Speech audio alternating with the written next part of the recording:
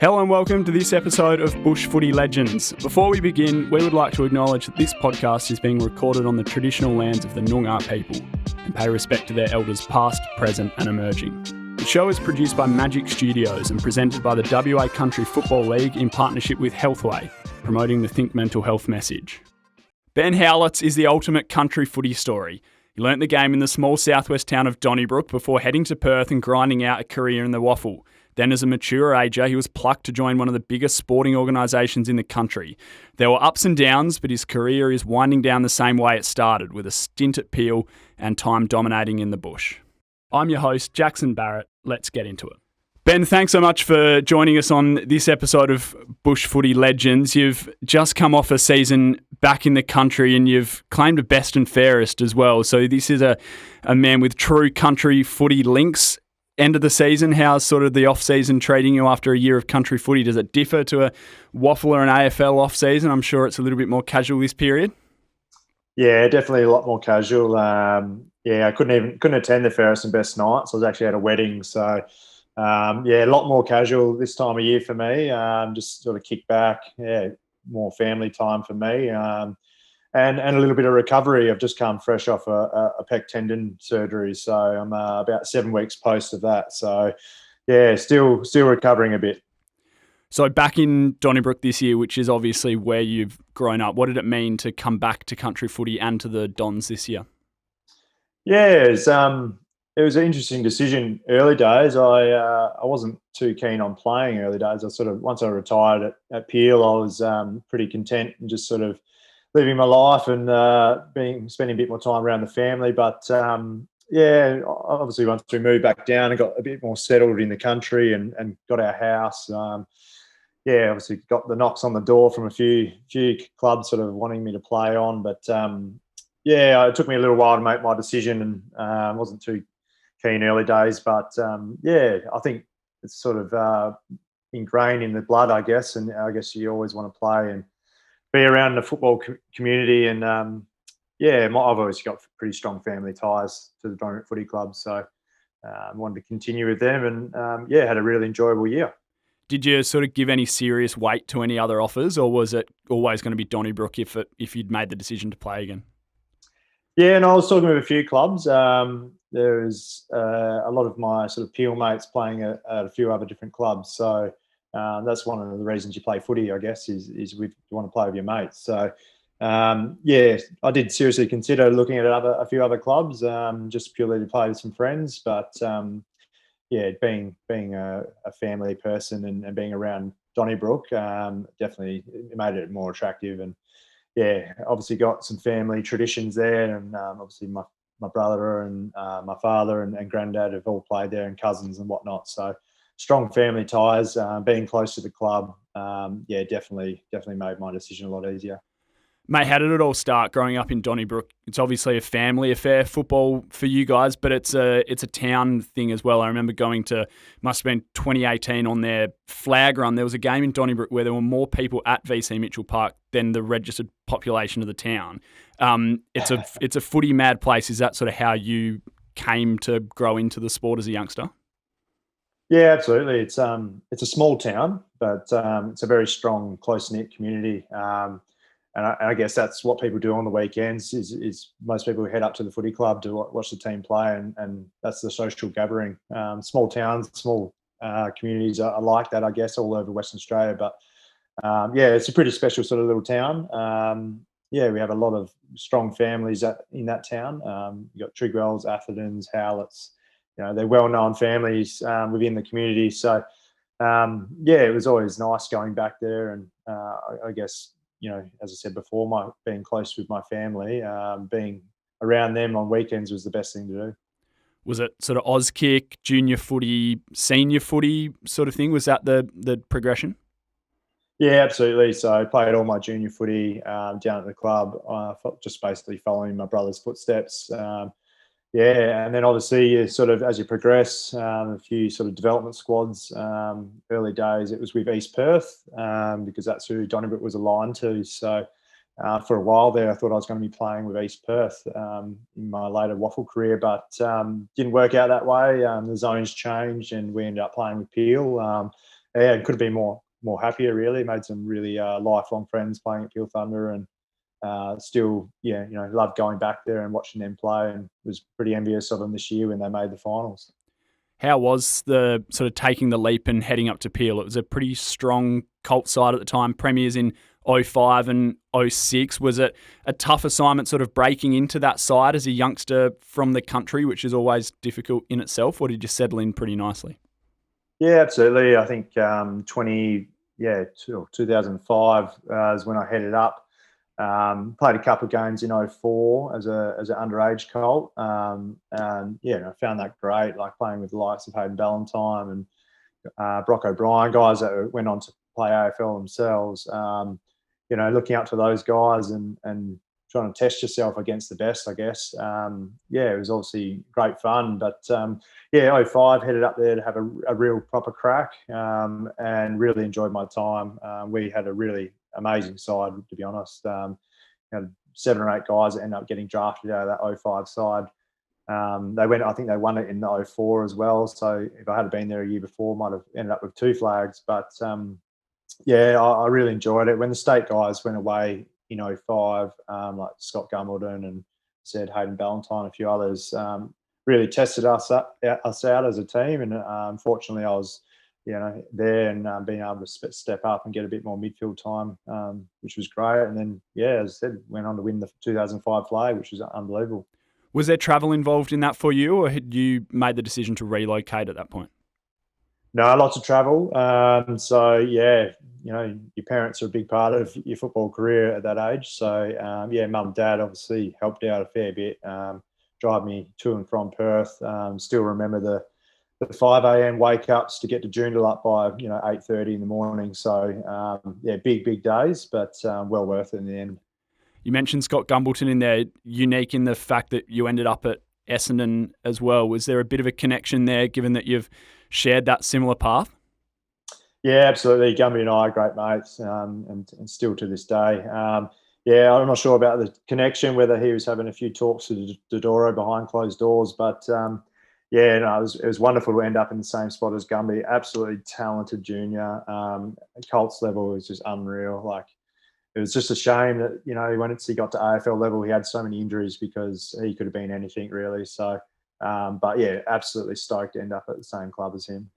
I think sort of eras of dominance like that at Peel are so rare in Colts footy, because they almost defy what Colts footy is about, with new talent moving through and guys moving on and stuff like that. So that era at Peel must have been really, really special. Was it a lucky time where they were aligned to areas that were producing heaps of talent, or was it a talent management thing within Peel, do you think? How do you sort of reflect on dominating a competition that's essentially designed not to be dominated?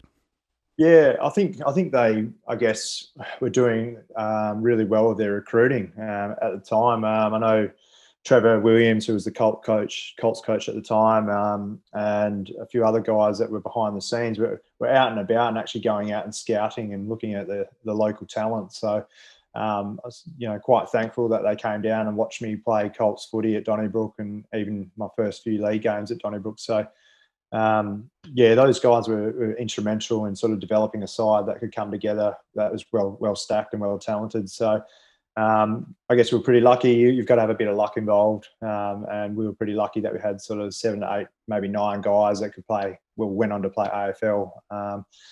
Not to say that other teams weren't as good.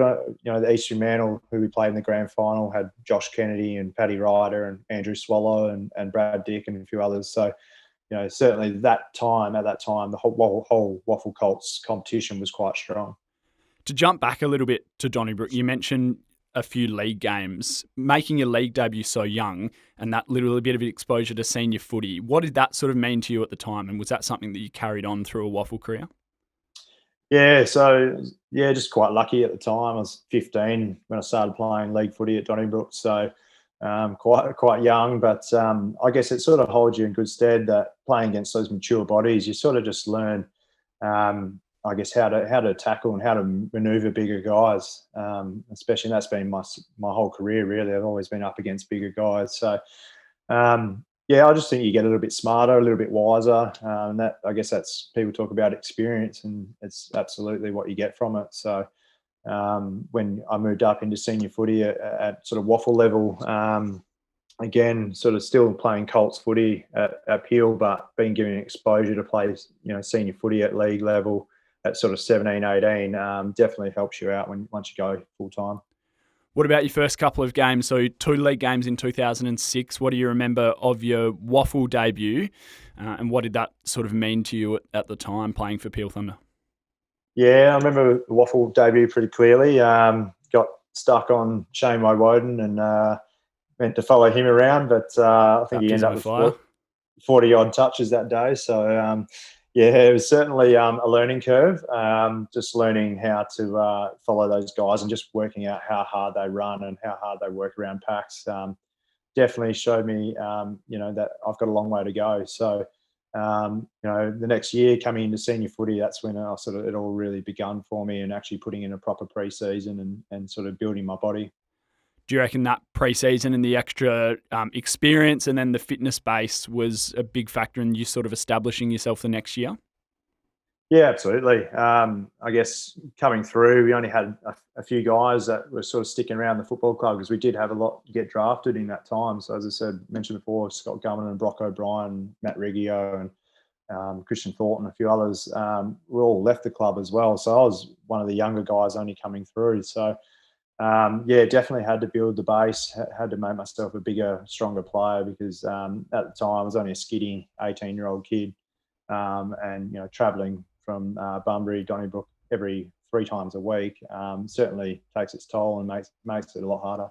What about sort of culturally and off-field as much as on-field, like you were still a teenager at the time, like late teens, earning the respect off-field of guys that had sort of been around and done that? How did you go about doing that? Is it something that came pretty naturally? Yeah, I guess just it came a little bit naturally, like building relationships with those guys. I was fortunate enough. Daniel Haynes sort of had come back from Freo from his career at AFL level, and he was a great mentor for me, and still really, really strong, close mate to this day. He was fantastic in sort of bringing me along and helping me build those relationships with a lot of the other senior guys. So, we were pretty tight back then, and sort of go around and did a few sort of functions that sort of brought the group together. So, I think sort of around that 2007 to 9 period, we were probably a little bit lucky as a football club at Peel, not to play a bit more finals. Just probably a little bit unlucky with, the way we sort of lost a few players along the way, but had some great coaches in sort of Gary Hocking and Chris Waterman, who gave me my sort of opportunity as well. It obviously didn't take too long to get set in that group, because 2009 you win the Tucky medal, so a best and fairest as a youngster. Must have been a bit of a whirlwind, a pretty incredible thing to achieve at such a club. Yeah, I guess sort of 21 at the time, sort of had my 3rd year into the system at waffle level. But I guess watching sort of Hayden Ballantyne the year before me, Hayden had an absolute ripper year, went on to win the Sandover medal, kicked 75 goals in a team that, didn't play finals. And then to get drafted to Freo was, he was my housemate at the time. So, that was pretty amazing to watch, and sort of drives you a little bit further and to wanting to achieve that as well. What was Hayden Ballantyne like to live with?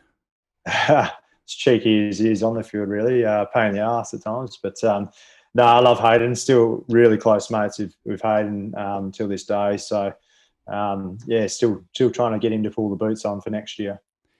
Early sort of draft year, you would have watched guys, as you mentioned, go and get drafted. Did you struggle with that? Was it a driver? How did you sort of channel having to watch your mates be picked up into the next couple of years before you ended up landing at Essendon?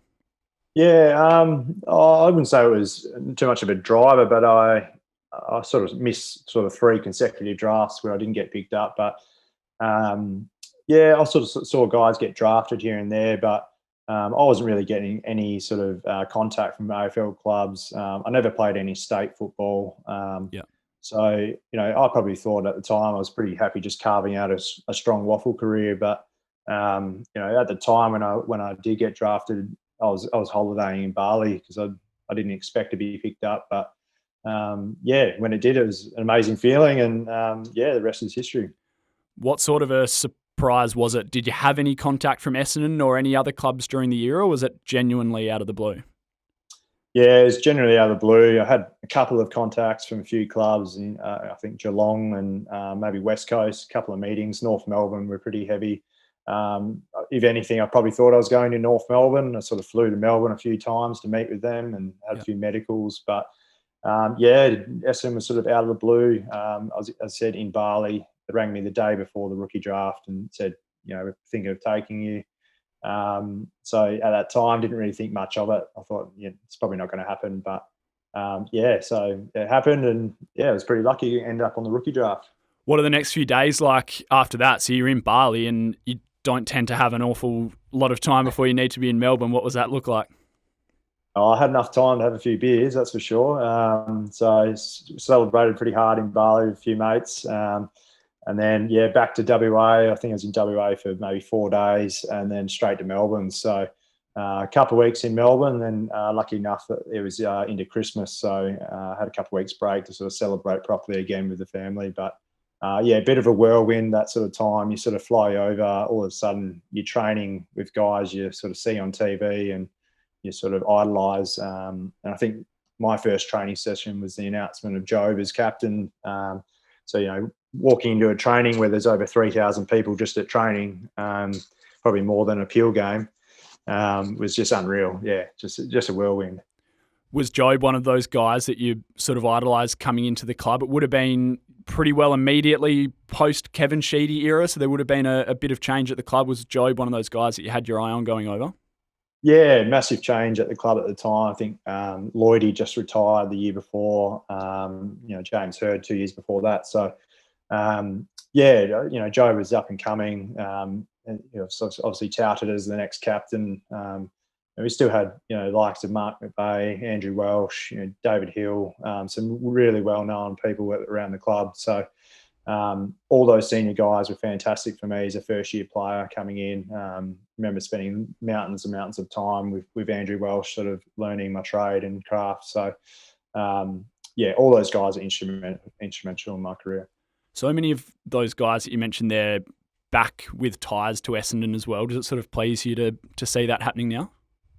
Yeah, absolutely. They're just quality people, and that's all you want for the football club. I don't really follow AFL footy too closely anymore. I barely watch any games, but you still sort of keep in contact with your club and some of the guys that are still there, and you want what's best for them, really. So to see guys like Andrew Welsh and that heading back to the club, it's great to see because they're quality people, and they want what's best for the club. So.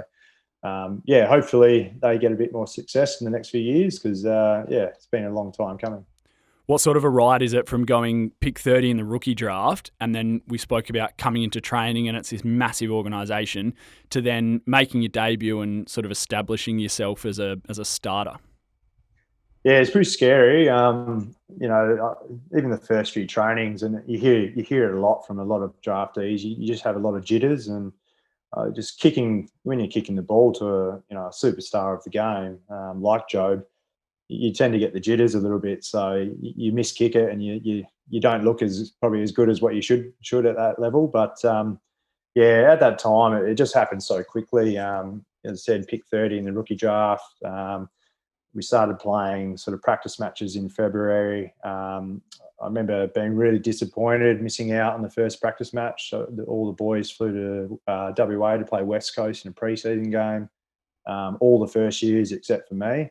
And they all played, and I played in I think a VFL scratch match with guys who were sort of playing local footy at the time, trying to come up to VFL. So, I was pretty disappointed at that. But then the following week, sort of got a game against Melbourne at Optus Stadium, I think, and played the last quarter of the game and managed to get a few kicks, which then led to a full game the following week and then an elevation the week after. So happened pretty quick after, getting drafted in December. Do you remember being told you'd make your AFL debut? Yeah, absolutely. Yeah, it was. We had a premiership reunion dinner at the MCG with all the ex-stars, Terry Danaher, Bomber Thompson, all the ex, stars of the Essendon Football Club. And then Matthew Knights walked the entire squad out onto the MCG in the middle of the Oval, and announced that I was playing on the Friday night of round one. So, yeah, it was just an amazing feeling in front of all your teammates as well. So, yeah, I'll never forget that moment. And on the MCG, that must be sort of completely unique. It's not in the coach's office or anything. It's literally on the middle of the MCG. Yeah, don't say it wouldn't happen too much these days. But yeah, completely out of the blue. Just blew my mind. Yeah. Not many people can say that they've played for one of the MCG tenants. What does that place sort of hold for you, having been at Essendon and being able to play in front of such massive crowds and such passionate supporter bases as well at the MCG? Yeah, it's unreal. It's hard to explain. Like, a lot of people ask, what's it like playing in front of a big 90,000 people crowd, but it is really hard to explain. It's just surreal, and I guess you sort of feel that in the atmosphere as a spectator as well. It's just as much for the players as it is for the spectators. So it's nerve-wracking, it's exciting, but you wouldn't want it any other way. It's just unreal. You want to be playing those big games, and we were lucky as Essendon to be fortunate enough to have a few of them. So yeah, really, really enjoyed my time playing those big games. So obviously a couple of years down the track at Essendon, and James Hird has taken over, great of the club, coming back, and then we had the saga with the supplement ban. You spent time out of the game. How do you sort of reflect on that period of your footy career? How does it sit with you now? How did it sit with you then? And has that sort of changed at all? No, it hasn't changed at all. It was tough going. Like, not going to lie, it was tough going for everyone. But we sort of, as a group, that group, I guess, and it's spoken about so often, but that group is really tight. And I can pick up the phone tomorrow and speak with any one of those guys, and I know they'll pick up, and we'll have a chat, and nothing's changed. Yep. So it did bond a group pretty tight together, because what we went through was not the normal, and it was definitely difficult times at that time. So definitely sent a few guys probably had harder times than each other, but I certainly, at that time, I got away, I studied, I did what I could to sort of take my mind off it, but at the same time was still training in the background, wanting to reignite my career, and made sure when I came back that I could put my best foot forward. Was that the connection that you speak about there? Was that something that was sort of forged during those 12 months? Did you spend a lot of time together, or did you sort of all go separate ways, and was it something that was built when you came back? No, I definitely spent a lot of time together, because we couldn't do anything else. We couldn't go to the football club.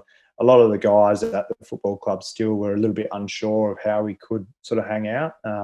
So they wouldn't even ask, they wouldn't try. So they were scared to even have a coffee with us. So it felt like you had the plague. Yeah. But it was a time where you just had those guys. You just had to lean on them, and they leaned on you. So we did a lot of training together, sort of away from the football club at St Bernard's, and then a lot of the guys did a lot of travelling. So a lot of them went to Croatia. During that time, I was sort of having my firstborn baby, so I couldn't leave. I had a pregnant wife at home, so I was committed to staying at home and sort of studying and doing what I could elsewhere. You obviously kept yourself busy, very busy by the sounds of it, but did you have sort of ways to deal with what was pretty constant public talk and the media spotlight and stuff like that? It was leading every news bulletin in the country. Did you find a way to get away from that? Yeah, I think you had to, and it's a pretty easy thing to talk about for me now, but at the time it was really difficult. So I think the best thing for a lot of us was actually going and speaking to someone professionally, and actually going and speaking to someone who was a psychologist or someone in a professional sort of manner. We knew it was going to be confidential, but you were able to get everything off your chest. So for a lot of us, we were going and speaking to somebody because at the time, it was unprecedented. We were just copying so much from the media, and copying so much questions from even our own family members. And that was probably the most disappointing thing about it is, even our families were copying it on the other side of the country. So it's not a nice thing when you hear people talk about you in a derogatory way, not knowing the true facts. So, that was hard for a lot of my family members as well, to sort of walk down the street and then people, ask about the supplement saga, not knowing exactly what they were talking about. So, it had its toll on everyone, not including me. So just everyone. Yeah. Do you look at that now and go, maybe if I hadn't seen someone professionally, the way you look back at it could have been quite different? Do you see that as being integral to how sort of comfortable you are now? Yeah, I think so. I think probably if I didn't speak to someone, I probably would have gone down a path that I probably didn't want to go down a path, and I probably wouldn't have gone back to football as much as I wouldn't have loved football as much as I still do. Yeah. It's probably a part of me that probably would have wanted to walk away from the game. And I know a lot of the guys probably felt that. Speaking to someone definitely helped. Made sure I was able to just get things off my chest and just realise that it's all taken into perspective, that football, whilst being a big part of, our lives, it's not the end all and be all of everything. I've got a young family now, and they are it for me. They are the big thing in my life. So it just put things into perspective a little bit. So I think, definitely going and speaking with someone was a huge helper. Did you take a little bit of time to reignite your passion for footy? Was it something that sort of once you came back, you had to find again? Did you have to find a little bit of trust in the club and regain a love for the club and for the game? Did that take a while? Yeah, it was a tricky period. I guess you sort of came back, and they obviously had 2016. We had a few guys come in and play at the footy club during that time, but you also had a lot of guys while we were away at the footy club sort of establish themselves. So you had, your Darcy Parishes, your Kyle Langfords, Jaden Laverty's, who were starting to build their own careers, So to come back to the football club, you're sort of unsure where you sat. You were nervous. It was like your day one again. You were nervous about coming back into the football club and unsure how to sort of take it all in. There was a few trust issues with, the football club and what you felt you needed to do and didn't need to do. So, I guess you were treading water a little bit careful of how you sort of went into things. But I don't think you ever lose your passion. The passion was still there and wanted to, had the drive to become the best player I could be. How did things end for you at the Bombers? So a few years later, you were sort of delisted or let go. What's that conversation like? And I'd imagine that's a real period of instability, because footy is what you've grown up with and what you've done professionally. Where did that sort of leave you? Yeah, again, it's tricky. It's as I said, you're passionate about it. It's your career. It's like losing any job. I think losing any job, you probably go through a sense of mourning. And for me, it was walking into the office, and at the time it was John Worsfold and Rob Kerr, our footy manager, and just hearing their words of saying, "Oh, we're not going to offer you another contract."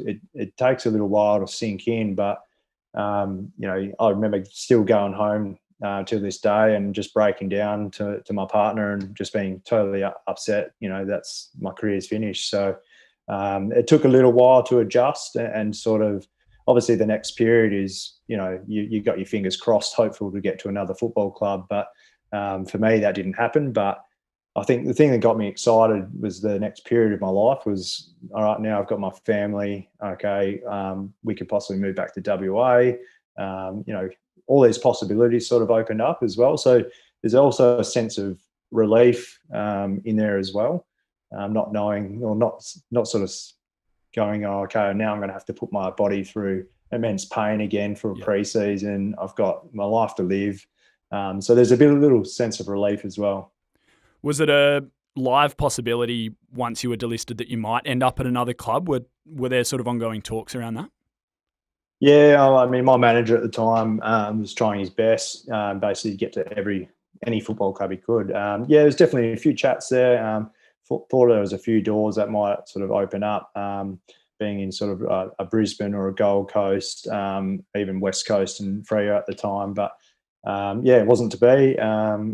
It's ended up, getting delisted in that October period, which means you've got 3 months to sort of sort your life out basically and get yourself ready for the next year, because not a lot of jobs open up once January hits. So you basically had to get your life in order pretty quick. So for us, it was October delisted, November trying to work out what we're doing. All right, December we're moving back to WA, and it was basically get in the car and drive across.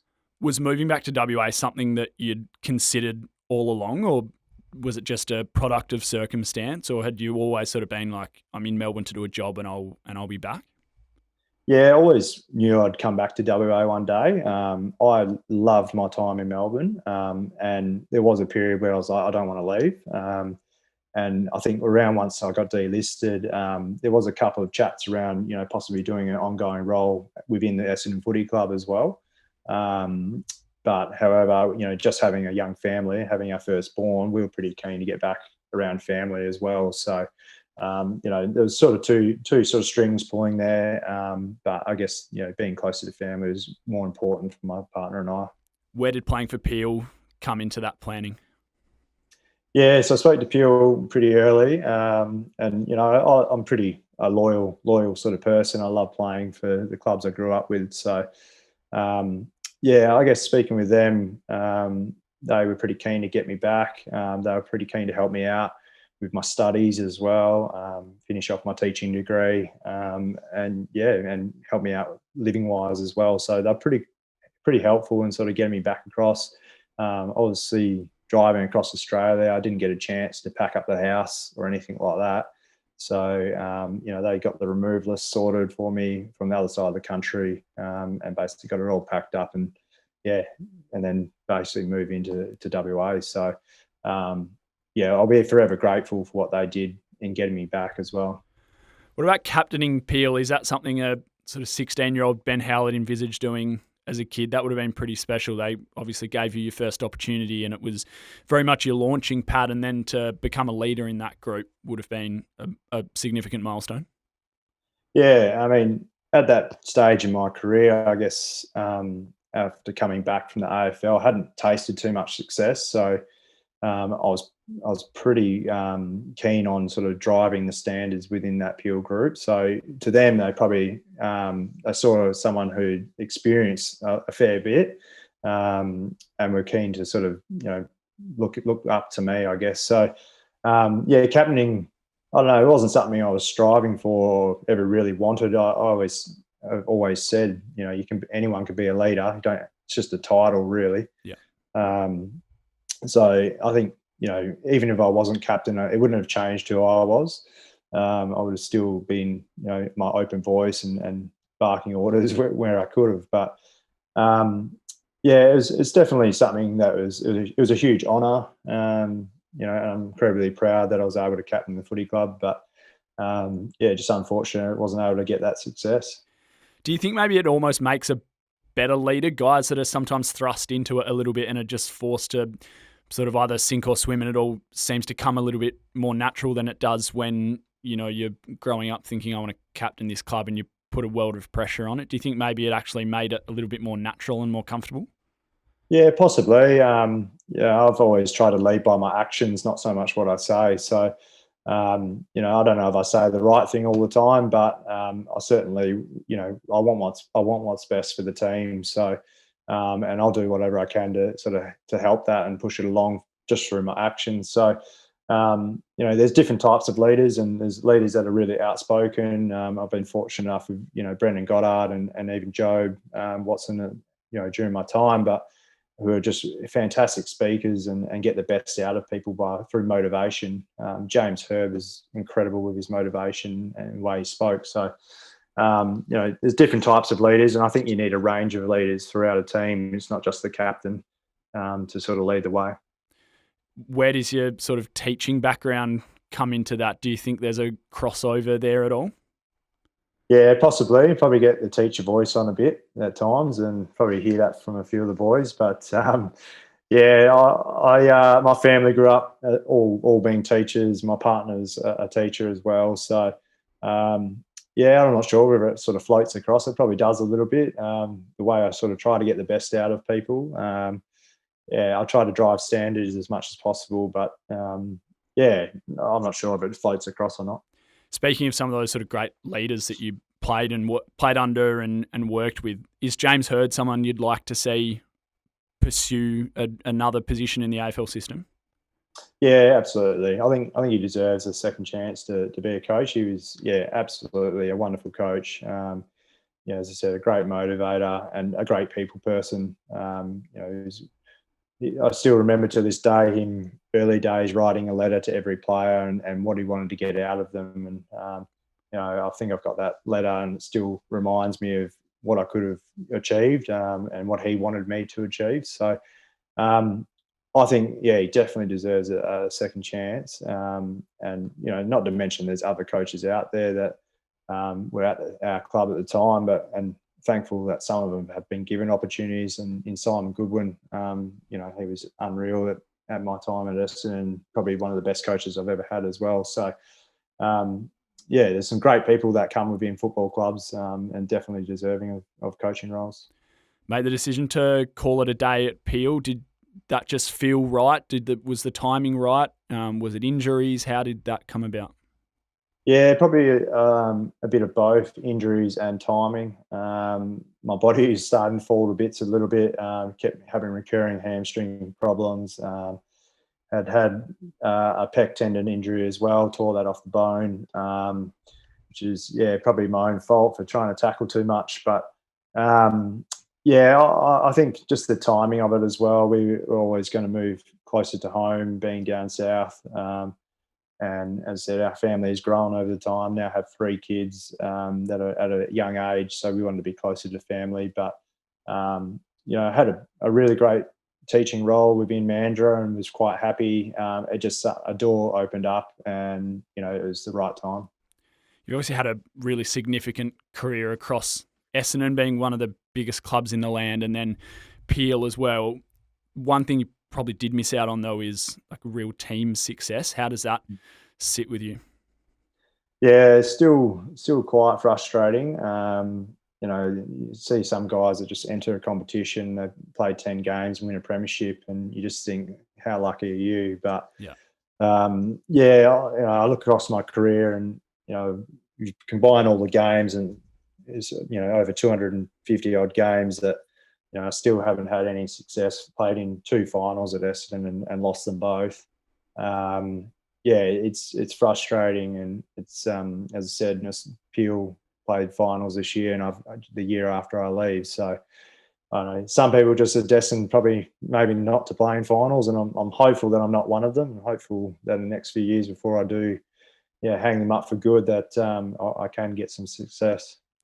We spoke a little bit about your return to Donnybrook. There was such a buzz around sort of Southwest footy when there, talk started that might be happening, and then when it was confirmed. Do you feel like there's success in this Donnybrook group? I know it's not quite MCG on grand final day, but it would obviously be pretty significant to you, being where you grew up and all the family ties. Do you reckon there's success in this group? Yeah, absolutely. As much as I just enjoyed footy for the social side of things this year, the competitive still comes out, and I think this group is a chance for some success. There is some young players coming through in that team that they are hungry for success. So I think you obviously still need some help. We're still lacking a few sort of senior guys with experience, but there's only one way to build experience as well, and that's by playing. So, I'm really hopeful. I'm just hopeful that I'll still be around to play as well. Are there any former teammates that you've been in the year of to try and lure them down to Donnybrook? Yeah, plenty of players. It is hard because we are such a long way away, but definitely been in the ear of a few players. We hitting up sort of a few more this year, in Hayden Ballantyne and a couple others. So. Will Schofield's another one who had close ties with at Peel. Hopefully his old man back is still intact, and then I can get him down. Is sort of how long you play country footy now, is that dependent on injuries? I know you missed the end of this year and a little late flurry of push towards finals. Is it just going to be up to how well your body holds up now? Yeah, I think so. Mentally, I still love playing. I think if I wasn't playing, I'd probably be going crazy. Really, I'd have to have some sort of involvement in a football club, whether it be playing or coaching down in the time to come. But Yeah, I think I'm not sure. Like it's just something I'm passionate about still, and I think if I'm still active and moving, then I want to be a part of it. Coaching aspirations, you sort of touched on it there, but is it something that you'd look at, and is it something that you'd look at Donnybrook, or would you move for it, or how sort of deep do those aspirations run? Yeah, I'm not sure. When I was at my time at Peel, I was doing a little bit of work with the Freo Next Generation Academy, which I really enjoyed. And, we're lucky enough to get a few guys drafted out of that playing for Freo now. Guys like Brandon Walker, Joel Weston, a couple others. But, yeah, really enjoyed that. And that was early days. That was sort of the career path I was going to follow and end up as probably a development coach within one of the WA teams. Not to say that I wouldn't want to do that again, but it's probably more the living factor now and where I am in the southwest. Whether once my kids are a bit older, whether I want to make that move back to Perth and sort of pursue that sort of career. But it all depends on family, I guess, for me at this sort of stage. Such a young family, probably want to stay put where I am. But possibly some coaching at the local level. Yeah. Ben, thank you so much for joining us. It's been such an awesome country footy story, coming from Donnybrook and then working your way through and finding your way back is exactly what country footy clubs want to foster. And I know everyone at Donnybrook is thrilled to have you back, and it's awesome to have guys like you in country footy. So thank you so much for joining us, and all the best for what's next. Thanks, guys. Thanks for having me. Cheers, Matt. Thanks for listening to this episode of Bush Footy Legends. If you enjoyed the show, make sure you like, follow and share it with your mates. Make sure you check in on them while you're there. For tips and advice on how to look after yourself, your family and your mates, visit thinkmentalhealthwa.com.au. Get in touch with us through our Instagram page at WA Country Football, or if you want to suggest a guest, email us at wafc.com.au. If you're after more, stay tuned. We'll have an episode dropping every week.